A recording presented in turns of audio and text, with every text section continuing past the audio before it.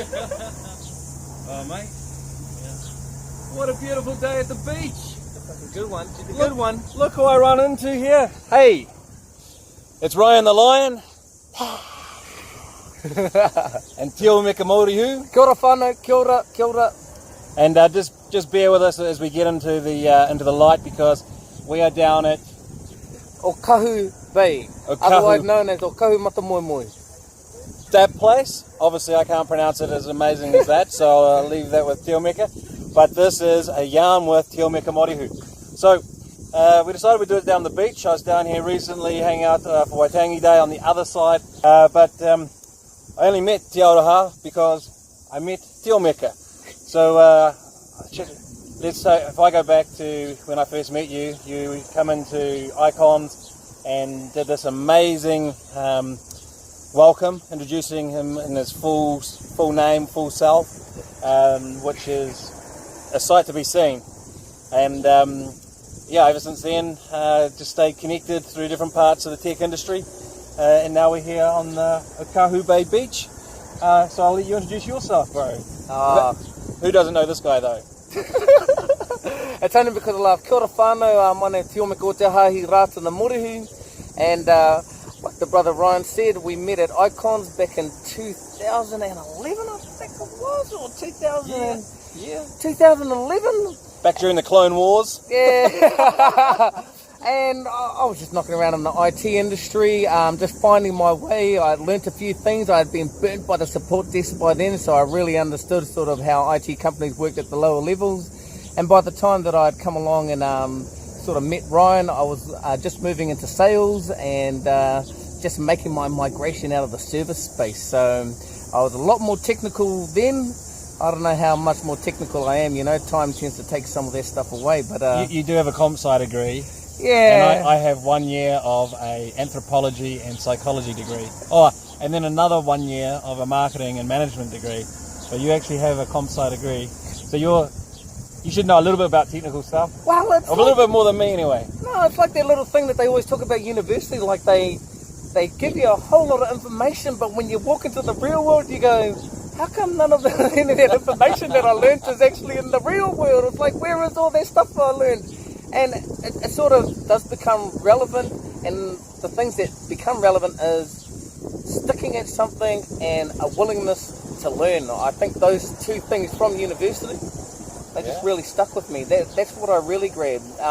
As apart from the knowledge, I'll be honest. Well, it's like I asked, like, what am I doing with my physics, chemistry, biology, which I really enjoy, and maths, which I was pushed into doing because I was in that level of school, apparently, that I had to do all the smart subjects. I really love my art, but I wasn't allowed to do that because the bad kids hung out the art class. But then my first job out of school, my real job, was as an art director. So, yeah. But it's lucky because my first job out of university, it was a labouring job. And I was happy with that. But then I had someone that wasn't too happy and said, you got this degree, make something of it. And I was like, you reckon? Yes. Maybe? You know, Bachelor of Science and Applied Computing? Oh, okay, I'll give it a go. Yeah, she ended up being my wife and haven't looked back since. Well, as a famous song goes, behind every good man is a great woman. Oh, yeah. So, yeah, I have to say that's the kudos to Nikki as well. So, if we get back to the formal structure of the yarn with, the next question will be, so what's keeping you busy? Because you're not in tech now. Well, you are in tech, but not selling tech. You're building tech. Be intent. Yeah, so what's keeping me busy is the social space. It's about Be Intent was originally aimed at corporates, but now we've all seen the statistics around youth. We all seem to disagree with them, and if you do agree with them, please tell me why. I'll be really interested to know. But with Be Intent, we have been able to make change with adults, but we also want to see what change we can do with the youth now, and how can we uplift them in some way, anyway, using the tools that have worked for adults. So what's keeping me busy is we're currently working with them, and that's just to talk about, what does well-being and resilience look like today? Wow. What can it look like tomorrow? And here's a tool that could potentially help that journey. Because in our discussions, everyone's going, what do we do? What does this look like? So we're sort of at a key time in this sort of journey of well-being and resilience for schools and for businesses, it seems like. Well, I totally applaud it because as a kid I was bullied. You might have seen the Pink Shirt Day video that I did. Pink Shirt Day is coming up again. I'll be doing an update. But I wish that there was someone like you doing what you were doing when I was a kid. All the more to it because coaching kids rugby, we all probably know this, but I learned this way. One of the kids got cyberbullied for 2 years. So, yeah, kids of today have it far worse than we had it in our day. But yeah, they just can't get away from it. So way worse, because I felt like back in the day, even with my bullying, I could actually escape it at home. yes, You that's know, there was some reprieve from it. You know, it just didn't follow me. But now these days, it's well, it's this. yeah. Ding, ding, ding, ding, ding, ding, ding, ding, ding, ding, ding, ding, and that's what it does. Yeah, all day, every day these days. So, on a positive note, because you are doing good stuff about it, tell us about the trip down the river, the Wireless Nation sat phone trip.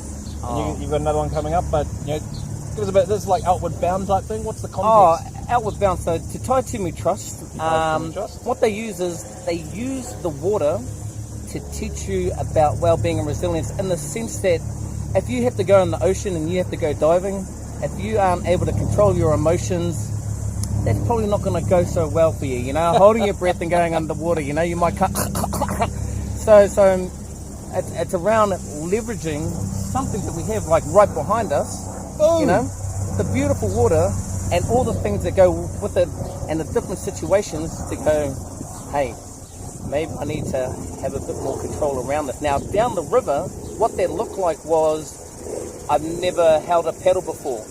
That in itself, trying to get over using a paddle, that's building resilience. I've never sat in a canoe that's, swayed left and right on a body of water that I don't know about. Sitting is about building resilience. And then there comes, if there's a capsize, that's to the extreme for some of them, because they're like, I've never been in water, or like I've never fallen over into water in a raging sort of stream or river. The old white water. And so how do they deal with that? And so Te Omeka Trust did this over 5 days, and it was the same thing. You see kids at the beginning, they're like, first time I met you, well, I'm not a good example, but when shy people meet each other, they're a bit standoffish. But then as we got into the groups and we had to do the chants, like, they come out of themselves. Yeah, but if you looked at the other groups, they didn't say come out of themselves. What they're waiting for is for someone to take that leap of faith. So guess who that someone was? Boom, right here. And I was in that circle and I was like going, who are we? Who are we? And these kids are sort of looking at me and they're going, where are the Avengers? And using myself as an example to break out of a shell, you could see our group were already a step ahead. Like they were already going, okay, what's our next part of our champi? What's our next part?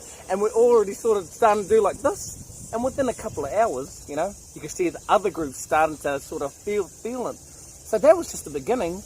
And then came the trip. And along the trip, like, I have to give big props to you, Ryan, because of the learnings that you're taking around Te Ao Māori.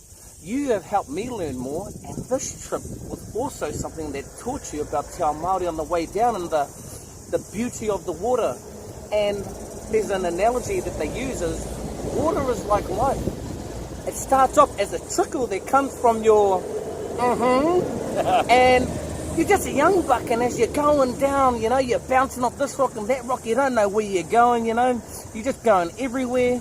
But then eventually you start to find your groove, and you think you found your groove, but as you start finding your way, then come the whirlpools, then come the backrush, and whirlpools are just like going around in life.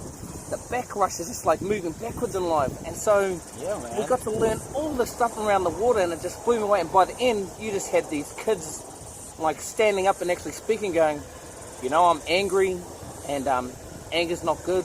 My brother and sister are here, and as the tears fell from his eyes, you're just watching someone go through change and wanting the best for their family. And that kind of stuff was just magical for me. It just blew me away, and I will hold that experience for the rest of my life.